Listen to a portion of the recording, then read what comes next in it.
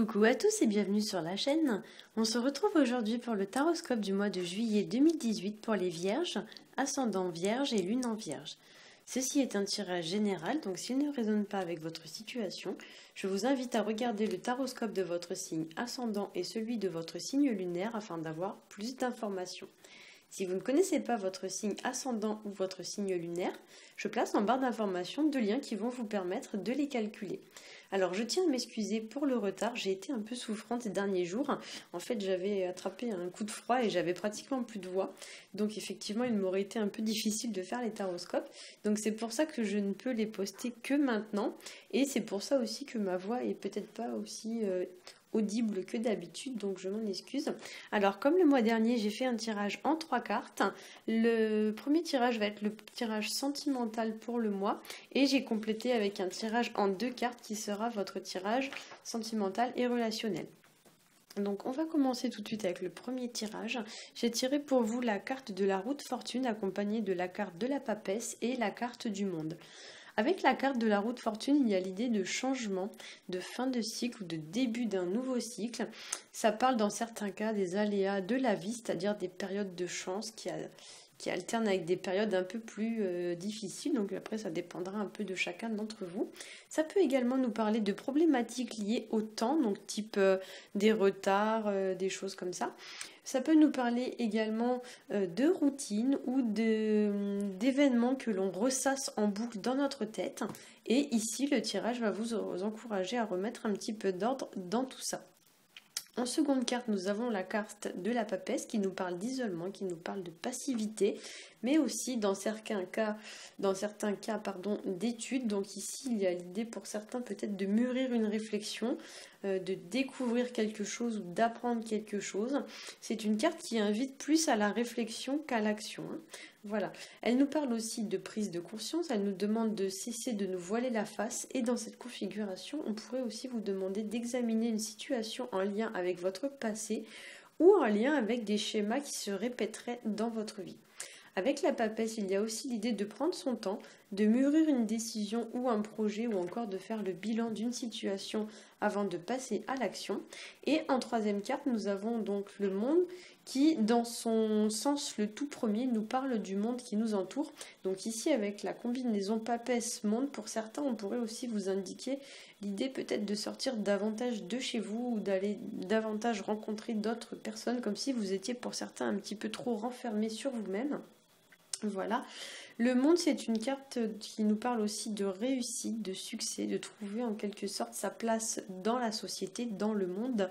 C'est une carte aussi qui va nous encourager à nous détacher de tout ce qui va être matériel ou financier, ou du moins de réussir à trouver un certain équilibre entre le matériel et le financier avec le spirituel.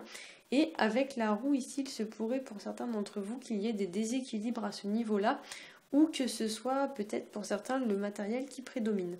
La carte du monde, elle nous dit aussi que l'argent ne fait pas forcément le bonheur, qu'on peut être riche spirituellement parlant. Le monde, c'est aussi une carte qui nous invite à être nous-mêmes sans se dissimuler sous de fausses apparences. Ça invite en quelque sorte à se mettre à nu et à se délester de ce qui n'a plus lieu d'être.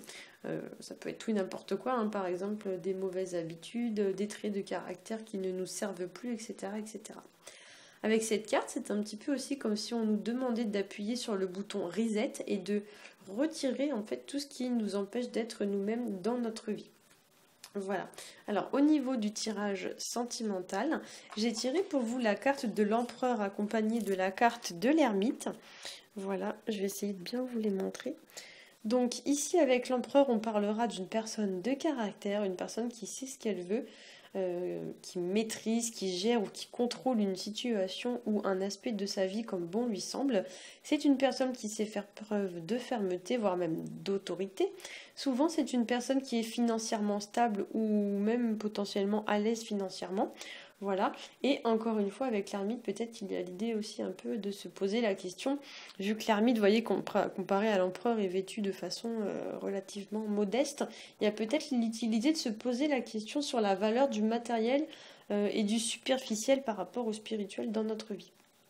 Avec l'ermite, il y a encore l'idée d'une personne peut-être casanière, voire un peu distante, un peu froide, qui peut-être se couperait un peu du monde et qui devrait sortir davantage de chez elle. Voilà, et avec cette combinaison, on pourrait vous demander aussi de vous interroger sur la place que vous avez dans votre couple ou dans votre vie en général, car avec la combinaison papesse-empereur, effectivement, c'est possible pour certains d'entre vous qu'il y ait un rapport de force ou que l'un ou l'autre des deux protagonistes d'une histoire soit soumis à une certaine forme d'autorité. Hein. Voilà. Ça pourrait aussi, avec l'ermite, représenter le besoin de s'émanciper d'une situation, donc de prendre un peu plus d'autonomie sur le plan notamment matériel, comme si par exemple vous dépendiez financièrement parlant de quelqu'un, et peut-être là il y a l'idée de prendre un peu plus d'indépendance à ce niveau-là. Voilà, il y a l'idée un peu de reprendre sa situation en main et de la faire évoluer, fructifier, etc. Voilà.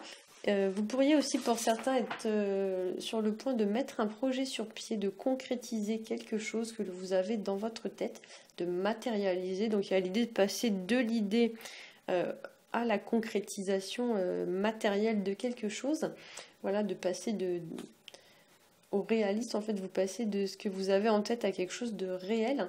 Ça peut parler aussi, donc, comme l'indique l'ermite, de ne pas se précipiter. Il y a l'idée peut-être de prendre son temps pour mettre quelque chose sur pied, avec l'idée que les choses vont se faire doucement mais sûrement. Et c'est comme quand on construit une maison, si on construit les fondations un peu entre guillemets à la va-vite, parfois tout s'écroule. Là, il y a l'idée un petit peu de prendre son temps pour construire les choses de façon solide et durable. Voilà, j'espère que ce tirage vous aura parlé. Si c'est le cas, n'hésitez pas à liker, à partager et à vous abonner. Pour ma part, je vous souhaite un très bon mois de juillet et je vous dis à bientôt.